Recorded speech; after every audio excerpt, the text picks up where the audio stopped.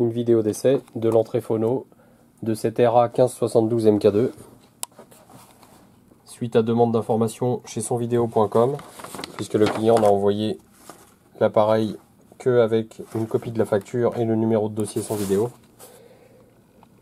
C'est donc sonvideo.com qui nous a indiqué le symptôme de panne rapporté. Donc le client se plaint de l'entrée phono qui générerait un bruit permanent important. Donc pour l'instant, j'ai raccordé un générateur basse fréquence sur cette entrée. Comme vous pourrez l'entendre avec l'enregistrement du caméscope et le voir ici à l'oscilloscope, aucun bruit anormal n'est présent. Je vais maintenant déconnecter mon générateur basse fréquence, le remplacer par une cellule Rega, une cellule dont le stylus est cassé comme vous pouvez le constater. Donc je laisse cette cellule posée sur mon établi. Voici le bruit de cette cellule en boucle ouverte.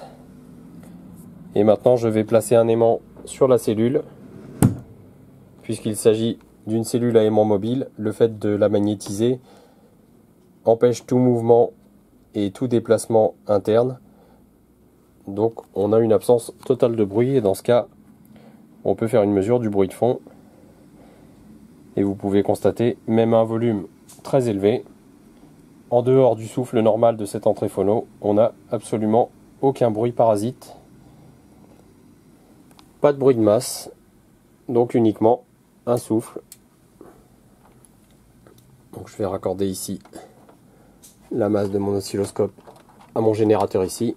Donc ce que je pense, c'est que soit le client a un problème avec sa platine vinyle, donc je lui conseille de faire vérifier sa cellule, le câblage du bras, le câblage externe, ou bien il a une boucle de masse entre les différents appareils. Donc il est possible que le bruit de l'entrée phono soit dû à un appareil qui serait raccordé sur une autre entrée. Ça devrait être le cas par exemple si je branche mon générateur de fréquence sur l'entrée CD. Dans ce cas, on devrait avoir plus de bruit.